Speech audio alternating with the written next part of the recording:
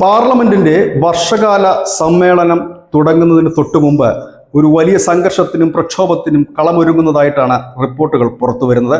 മുൻപേ പ്രധാനമന്ത്രി നരേന്ദ്രമോദി പറഞ്ഞത് ഇത് പണ്ടുമുതൽ നടക്കുന്നതാണ്. എല്ലാ പാർലമെന്റ് സമ്മേളനത്തിന് മുമ്പും വിദേശ തീപ്പൊരികൾ ഇവിടെ ചേറി വീഴും.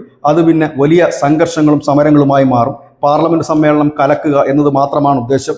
അത്തരത്തിൽ തന്നെയാണ് നീക്കങ്ങളെന്ന ചില സൂചനകളും BJP പുറത്തുവിടുന്നു. അതിന് പ്രധാനമായി പറയുന്നത്, കഴിഞ്ഞ ദിവസം ബീഹാറിൽ ഒരു ബന്ദ് ഉണ്ടായിരുന്നു. പ്രതിപക്ഷ പാർട്ടികളുടെ, കോൺഗ്രസിൻ്റെയും RJDയുടെയും ഒക്കെ പ്രവർത്തകർ അണിനിരന്ന ഒരു വലിയ ബന്ദ്. ആ ബന്ദിന്റെ പ്രധാന കാരണം ബീഹാറിലെ തെരഞ്ഞെടുപ്പ് വോട്ടർ പട്ടിക പുതുക്കുന്നതുമായി ബന്ധപ്പെട്ട വിവാദങ്ങളായിരുന്നു. വലിയ രീതിയിൽ, അതായത് വോട്ടർ പട്ടികയിൽ നിന്ന് വലിയ രീതിയിൽ തന്നെ അവിടെ വോട്ടർമാരെ നീക്കം ചെയ്യുന്നു, വോട്ടില്ലാതാക്കുന്നു എന്ന ഒരു വലിയ ആരോപണം കേരളത്തിലെ ചില മാധ്യമങ്ങളടക്കം നിരന്തരം ഉന്നയിക്കുന്നതാണ്. പക്ഷേ വളരെ കൗതുകകരമായ കാര്യം, ഈ വോട്ടർ പട്ടിക പുതുക്കുന്ന പുതിയ പ്രക്രിയ, അതിൽ പങ്കെടുക്കുന്ന ബൂത്ത് ഏജന്റുമാരിൽ ഭൂരിഭാഗം പേരും, ഏതാണ്ട് 47,000-ഓളം പേരും RJD ആണ്. ലല്ലു പ്രസാദ് യാദവിന്റെ പാർട്ടിക്കാരാണ്. എല്ലാ പാർട്ടിക്കാരുമുണ്ട്. ബൂത്ത് ഏജന്റുമാർ ഉൾപ്പെടെയാണ് ഈ ഉദ്യോഗസ്ഥന്മാർ ഓരോ വീടുകളിലും ചെല്ലുന്നത്.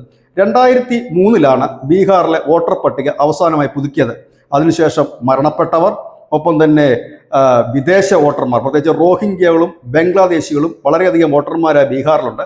ഇവ കണ്ടെത്തേണ്ടതായിട്ടുണ്ട്. അതുകൊണ്ട് തന്നെ ഈ ഉദ്യോഗസ്ഥന്മാരും ഏതാണ്ട് 4123 ഇലക്ട്രൽ രജിസ്ട്രേഷൻ ഓഫീസർമാരും 775 ജില്ലാ സ്പെഷ്യൽ ഓഫീസർമാരും അടക്കം ഒരു വലിയ സംഘം തന്നെയാണ് ഓരോ വീട്ടിലും ചെല്ലുന്നത്. ഇതിനോടൊപ്പം തന്നെ എല്ലാ പാർട്ടിയുടെയും ബൂത്ത് ഏജന്റുമാരും അതാത് മേഖലകളിലുണ്ടാകും.